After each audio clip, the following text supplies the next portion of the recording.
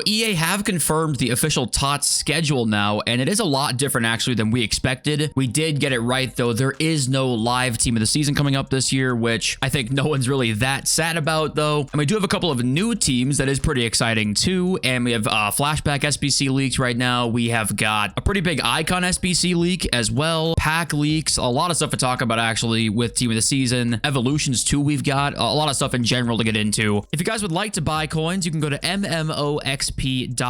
There will be a link in the description down below. They are the cheapest and the safest option. You can use my code JFC at checkout for an 8% discount. So let's not waste any more time. Thank you guys for joining and being here. Subscribe if you are new. And we did get the Gladiator 2 evolution today, and it was leaked today that we are going to get the Hawk 2 evolution, and the jokes, I don't have to make it, they write themselves, so just be aware. I think all the chem style ones, there's 2 of them just for the future reference, but yeah, there's not really much to get into with content. I do want to bring up one thing. You know, we got a tradable team of the week upgrade now. Team of the weeks do leave packs literally today, right? It was the last team of the week that ended today. We still will get tradable supply of them, it just won't be as much. So when you're talking about investments and stuff like that, you're gonna see some tradable supply of team of the weeks. There won't be fully gone forever, and we're going to see one example of that. We actually talk about that in our segue to leaks and news here. The first bit of news we'll talk about is we will be getting a best of during the team of the season warm-up, which usually I feel like a best of would come out kind of during the team of the season, like the first, week of team of the season, with the first squad that we're going to go and look at here in one sec that is different than previous years, but apparently it's going to be during the warm-up. So we'll have a whole week of just like a bunch of best ofs impacts, and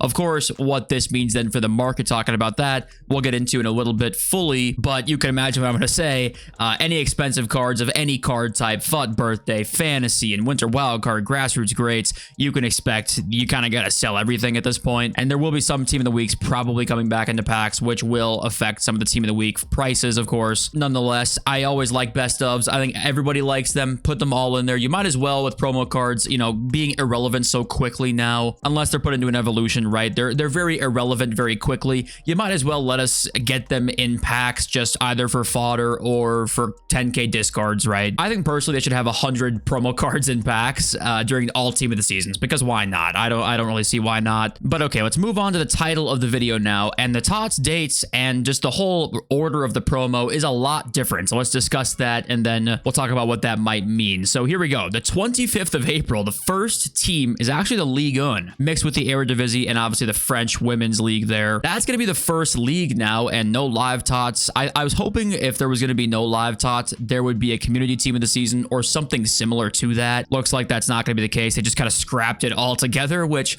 okay, what do you think about that? But then we got this. If we keep going here, the second week of TOTS is Premier League, kind of what you expect, right? Also, EFL is there, and the Women's Super League, as they call it, is the 2nd of May. But there are more minor league TOTS here, and also there's a rest of Europe. So there's just more opportunities, it looks like, for more cards. I'm hoping the EFL and the Super League, and I don't know, even the rest of Europe isn't like 11 cards. Have it be 25 plus, like the old team of the seasons used to be. It's a full squad of EFL. It's a full squad of Super League, a full squad of rest of Europe. That's what I'm really hoping for, because they've tended to do in the past, for the past couple years, they've tended to basically have the main league as Serie A or Bundesliga or Prem or whatever, and then the secondary team of the seasons, there's just not that many cards in them. It makes team of the season just way more fun when there's 25 rest of Europe cards. Even if they're not crazy, you can put them in the Evos now too, so there's even more use for cards that aren't as good as there used to be there. But the schedule is kind of what you expect. Bundesliga, then Serie A after Premier League, and then we move on to La Liga the 23rd of May, combined with the Portuguese League and Women's La Liga. Then the Saudi League and the MLS is its own team of the season, combined with Rest of World, which once again, do like 20 of each. Why not? Rest of World and Rest of Europe is a very cool idea though, because this will allow you to put way more cards in. They're going to be from,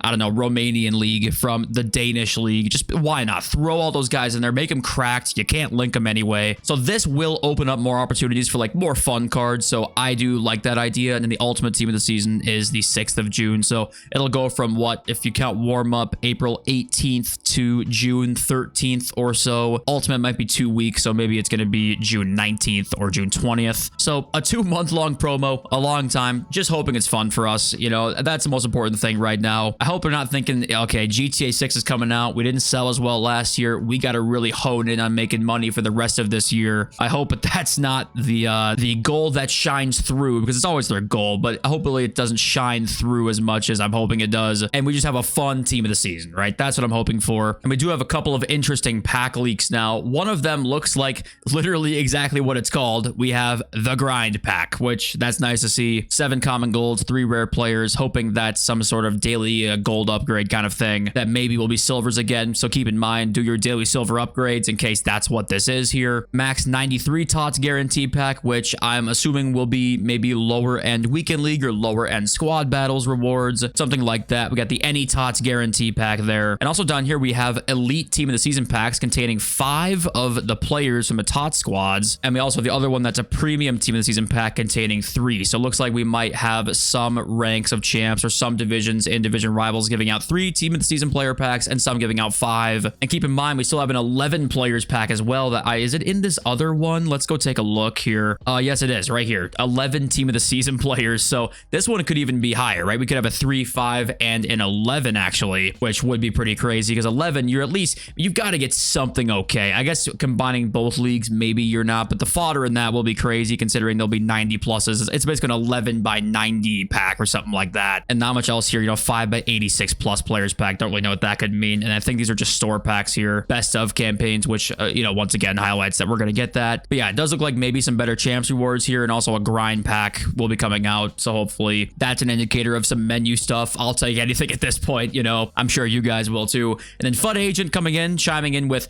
not much news, but something that we'll talk about. TOTS warm-up evos equals good evos, not chain, so that's something. Hopefully they are actually better. We do have some more news though that we'll get into, but FUT Agent also replies to this one, his own tweet saying 90 overalls, not 91. Now the last time he gave an overall requirement, it was completely wrong. Last time he said 89 overalls, not 90. I think the next 3 evos were all 90 rated, so I'm gonna take him for his word here, but take it with a grain of salt, of course. And that was not the only evo leaks though. FUT Police Leaks does chime in next. The guy who literally said, hey, I have the next 10 evolutions leaked. Well, he leaked one today, and it's once again a Sokka evo. Like, he can be used in it. It's not just mainly for Sokka, but people use him as the example usually. Does gain finesse plus. It's a max of only 2 playstyle pluses though. Gains 5-star skills, stat boost, and also we do learn down here that 99 dribbling players can be used. So apparently there'll be no dribbling requirement on this. You would assume that. I mean, there can't be. That was kind of dumb. Yeah, like thanks, Captain Obvious, but it is a right mid evo. So I'm gonna assume then if you have a 99 dribbling player that you selected as a striker, or I mean one that just can't play right mid,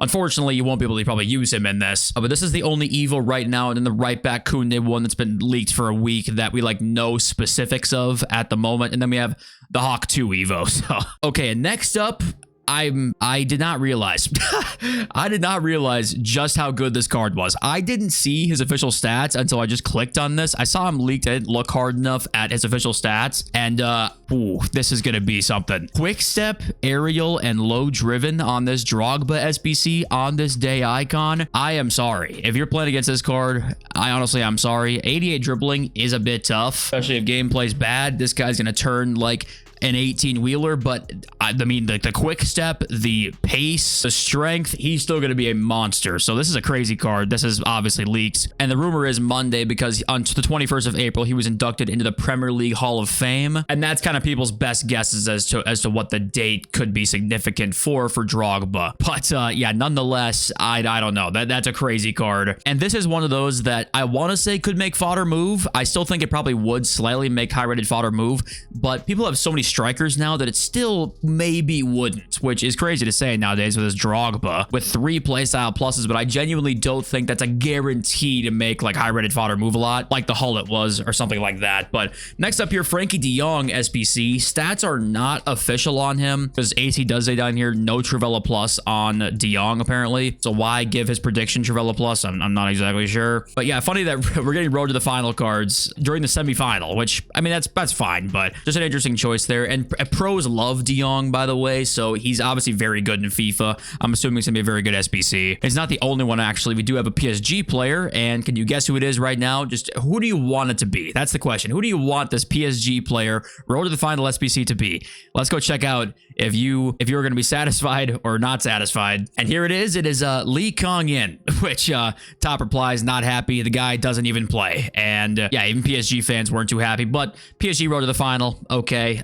Card I don't think's official on him either. And we're not done there because we do have the flashback that I mentioned earlier in the video. Christian Eriksen as a flashback is on the way, and these are the official stats on this card. Now, what did cause some controversy is only 2 playstyle pluses again. I think it's less so that for me. It's more so they just released Marco Reus with this exact playstyle pluses as a flashback. So, I mean, they're great playstyle pluses, so am I going to complain really too much about that? No. If you just want variety, probably not the most variety you'll ever see. But yeah, Christian Eriksen's on the way. Then we got a pretty big showdown SBC, actually. We've got an Ansu Fati versus Arda Güler El Clasico Barcelona Real Madrid showdown SBC, which I think is pretty cool. You know, showdowns are one of those things that they tend to kind of be not that hyped up when EA don't make the cards very good. If they make the cards pretty damn good, they can be pretty hyped up. Also, giant game, right? So that helps things. Hard to get bigger than El Clasico, obviously. And we don't have stats at all on the Fati and Güler cards, but that's on the way too. But yeah, seeing the new news that we got today, are you guys excited about Team of the Season and what's coming? Did it make you less excited, more excited, the same, really? To me, I think I am a little more excited today. I think I like the schedule. I wish we did get some sort of beginning Team of the Season that wasn't just a straight up league, but I like the idea a lot of a rest of Europe and then a rest of world. It's all about the amount of players they actually put into the Team of the Seasons in those teams. But I do like changing the schedule up just a little bit. I think that's kind of nice. But okay, if you guys have been watching the videos for a while now, we know that, or we thought at least we knew that there would be no more Player of the Month cards because the Bundesliga winner was announced that he's not going to get a card. So you would assume then that like the rest of them are probably done, except there was this one today that EA tweeted out themselves saying who is your April La Liga Player of the Month, and it doesn't say down in the bottom like on the Bundesliga one. It doesn't say, hey, this player is not going to get an SBC. They just have the cards listed here, and EA literally tweeted it, and it's saying vote now. So I'm going to take a guess and say we will see an April La Liga Player of the Month, I would guess. Nominees are Alvarez, Pedri, Mamardashvili, Puado, I want to say is his name, Puado, and Sergi Darder. I don't exactly know who could win it, but just interesting that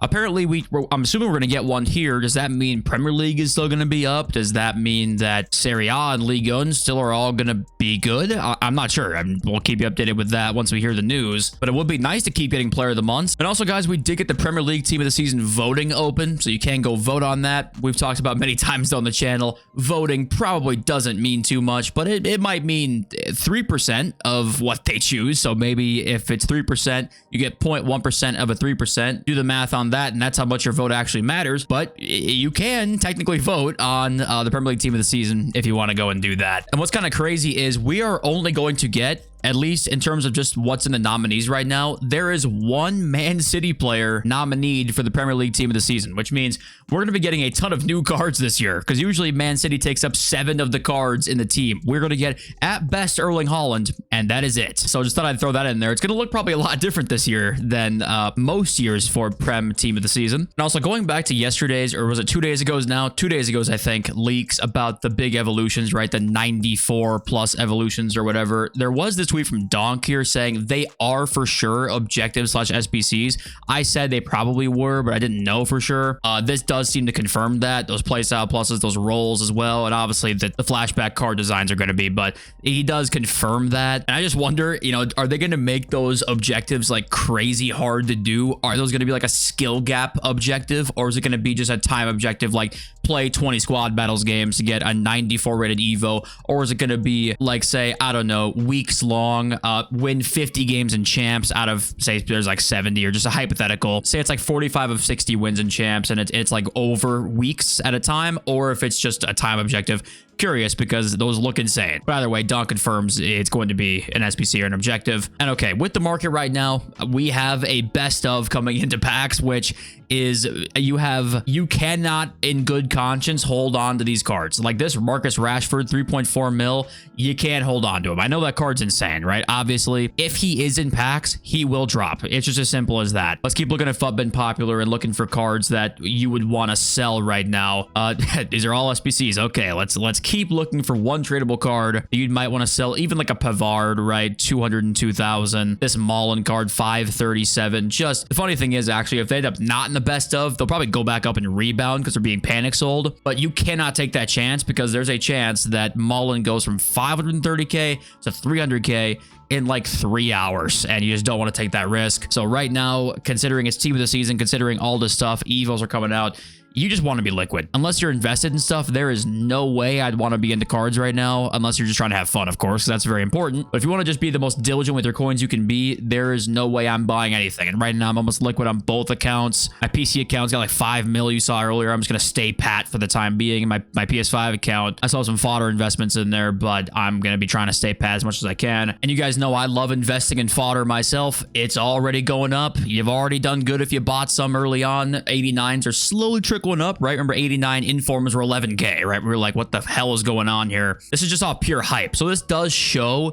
that there was obviously room for them to rise up in a massive way, because even just for the hype right now, it's rising up a bunch. I will say though, there is a chance because of best of that there's a lot of specials and packs, and it does affect the fodder market a little bit, but I'm expecting so many SBCs and so many things like that I would think it'll offset that, and you should still see it rise. And right now it's slowly trickling up. All these ratings are slowly trickling up. That'll continue to me. But okay, let's read your comments now. We've got Farman, who says, camera settings is a problem for me. I play on a 77-inch TV and can't find anything usable. Tele at 20, height was slightly better. Can't see my back line. Anyone with a big screen, please advise what works for you. Okay, listen, if you're using a big screen like that, 77 inches, which holy shit. Somebody help this guy find a camera angle, because first of all, I'm going to say, if you want to be at your best competitive potential, you probably are well aware that 77-inch TV, you're probably not going to be living up to that potential. But it might also be mad fun. Playing on that big of a TV might just be fun for you, and in that case, go for it. And hopefully you can find the camera angle that works for you. But having a smaller monitor, or having a smaller TV will definitely help you in terms of just like response time and how much you can see of the field at a time, which definitely helps. I mean, you guys know how pro gamers have like the same size monitors. They've got like 27 inches to 24 inches or so. You know, there's a reason that they do that, right? Now, Olivier here says something that some of you definitely were saying in the comments, and that was like, I completely disagree. To say you want things to be harder is equivalent to the rich getting richer. You can afford to say that because you're good at the game, and if cards were harder to come by for you, we could probably get them, so is what he's saying. But for him, I would never have a chance of getting them. He says down here, if things are harder next year, hello GTA 6. And this is also, it's just one of the things that EA are thinking about right now, because I guarantee you, well, they probably already thought about this, and they already probably have like an outline as to what they want to do. But this is something that they've probably been thinking about for a long time. And that is, what do we do next year with a system that some people say is too easy? Also, some people say it's too hard because they want to afford the best cards in the game, but they can't do that. And it feels like when people complain, it's very convoluted, and that's because it is, and it's kind of hard to explain what's missing. It's not easy, but we can all agree that there is kind of something missing, right? Something that used to be maybe funner than it is now. And it's like, what is that? It's hard to decipher exactly what that is. And I do think there still should be, even though the points you make are exactly right. Like many of you in the comments have said, it's the easiest right now it's probably ever been for me to afford my favorite team. Yeah, you can't hate on that at all. Like it's hard to be like, yeah, the system sucks, right? At the same time, though, we kind of all feel there's something missing. So what is that? And I do think maybe a slight bit more like, hey, getting a bunch of ridiculous cards maybe isn't quite as simple as it is this year. I think there is maybe something to that. However, I still think one of the biggest problems that people don't really address when it comes to this whole power curve issue is the game modes. I think if the game modes were rewarding, you wouldn't care as much about how exactly the individual cards looked so in depth. Like, you wouldn't care as much if your card wasn't insane, because you wouldn't need that. If your card's fun, it's useful. And right now, fun doesn't equal useful. And it's hard to make that always the case. And there's always a lot of caveats to everything. So you have to kind of pick and choose. But I just feel that game modes really can help them, can help EA in many ways that for some reason they're just so dead stuck on FUT champs and division rivals and ends there. And it's just, as long as the game modes are this way, we won't see much of a change to me. It could maybe get slightly better or worse, but I think that if like the game modes stay exactly the same, there just can't be too much of a change on some of the stuff. But okay, Daniel NYC, is anyone else having the issue with going against forwards that have hidden defensive stats? It's insane to me that players like Ronaldo, Mbappe, or Maradona play like they have intercept and anticipate. How can people constantly spam tackles all game and never commit a foul? There does seem to be certain attackers that have good defending stats. I know it's probably just pure nonsense, really, but it really does feel like mainly guys with, you mentioned 3 there with unique body types, right? CR7, Mbappe, Maradona, all 3 have unique body types. And it does feel like unique body type players are just better in general, partly maybe because of the animation system in this game. You know, I don't exactly know how the logistics of that would work, but it does feel like unique body type players are better in many situations. And we do know Mbappe, has that jam, right? I think that's because just the way that the animations are coded onto like his player model, if I had to guess. I'm just kind of talking out of pure speculation, but there's a reason why everyone thinks he's so insane. And also he defends like Maldini, right? I mean, he's always done that. I would guess it's the body type. So it really, body type just in general, I kind of say this because I want to bring this point up. Body type in general is a crazy important factor on cards. If there's a card that you really, really like that you're not really sure why they play so good for you, but they do play so good, look at his body type and put one more of those guys in a similar spot and see if they do the same things or not. Obviously, some cards have unique body types and you can't put anybody else in your team with them, but most cards aren't going to have one. And just replace that guy with the same body type guy with good stats, of course, too, in your team, and see if it's like the body type that really helps you or if it's just the card itself and the stats and play styles and stuff, because body type is very important and people sometimes kind of forget that it even exists, right? Same with Accelerate. People forget sometimes that that's an important piece of a card sometimes. But okay, hey, thank you all for joining and being here. I say it every day. I mean it every single day. Appreciate you all so much. Love you all. See you soon. Peace.